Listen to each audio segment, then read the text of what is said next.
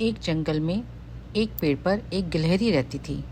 वह पेड़ की डाल पर इधर उधर फदकती और नीचे आकर अपना दाना चुगती और वापस पेड़ पर चली जाती थी। एक दिन गिलहरी ने सोचा, यहाँ जंगल का खाना खाते खाते बहुत दिन हो गए, क्यों ना शहर जाया जाए। गिलहरी शहर जाने के लिए एक सड़क के किनारे बैठ गई। थोड़ी देर में वहाँ से एक ट्रक गुजरा। गिलहरी उस पर कूद जाती है। ट्रक के अंदर फल और सब्जियां भरी हुई थीं, जो गांव से शहर जा रही थीं। गिलहरी ट्रक के अंदर से मज़े में सब्जियां खाते हुए शहर में पहुंच जाती है। जब ट्रक रुकता है तो वह उतरकर पास ही में एक दुकान में घुस जाती है। दुकान में बहुत सा अनाज रखा था। गिलहरी वह अनाज खाने लगती है। कुछ देर में दुकान का मालिक गिलहरी को भगाने के लिए आता है और गिलहरी वहां से भाग जाती है। एक आदमी अपना टिफ़िन लेकर एक पेड़ के नीचे बैठा था। उसने अपना टिफ़िन खोला तो उसके खाने की खुशबू पर पेड़ पर बैठी गिलहरी के नाक में पहुंची और गिलहरी खाना खाने के लिए बेताब हो गई। तभी वह आदमी पानी लेने के लिए गया। गिलहरी चुपचाप नीचे उतरी और उसके टिफ़िन में से एक रोटी और अचार को खाने लगी। कुछ ही देर में वह आदमी वापस आया। उसे देख गिलहरी वापस पेड़ पर चढ़ गई।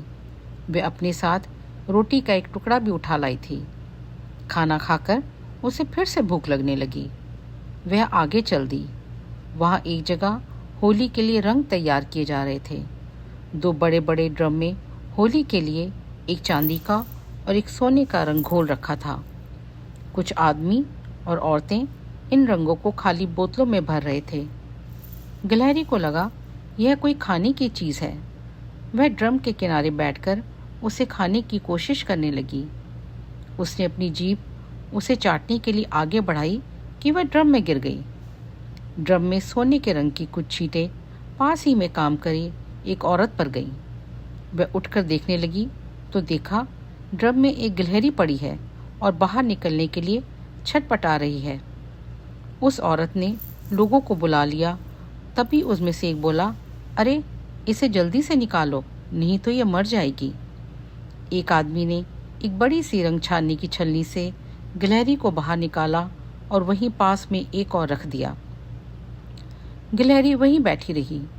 वह धीरे धीरे हाथ पैर चला रही थी, लेकिन उठ नहीं पाई।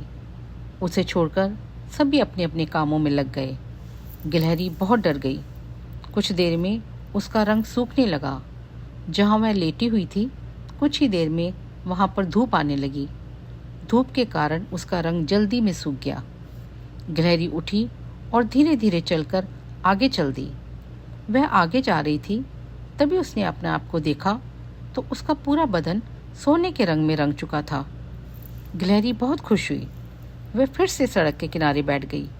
कुछ ही देर में एक बस उधर से गुजरी और गिलहरी कूदकर उस बस की छत पर बैठ गई। शाम तक वह बैठी रही। शाम को जब बस जंगल के रास्ते से गुजरी, लेकिन तेज स्पीड होने की वजह से गिलहरी उतर ना सकी। रात के समय बस एक ढाबे पर जाकर रुकी। तब गिलहरी उतरकर जंगल में पहुंच गई और एक पेड़ पर चलकर आराम करने लगी। सुबह की पहली किरण के साथ उसकी आंख खुली। अब वह जंगल में इधर उधर खाना ढूंढने लगी। जंगल के सभी जानवर उसे देखकर बहुत हैरान हुए। तभी एक कबूतर उसके पास आया और बोला, गिलहरी बहन, तुम कहाँ से आई हो? गिलहरी ने कहा, मैं दूर परियों के देश से आई हूँ। वहाँ सभी जानवर सोने के होते हैं। सभी जानवर उसे मेहमान समझ उसकी देखभाल करने लगे। उसे तरह तरह के फल, अनाज लाकर देने लगे। गिलहरी के तो मज़े आ गए और वह मज़े से सब खाने लगी। एक दिन एक कौवा उसके लिए अमरूद लेकर आया और बोला, गिलहरी बहन, क्या तुम मुझे अपने साथ परियों के देश ले चलोगी? मैं काला हूँ, यहाँ सब मुझे चिढ़ाते हैं।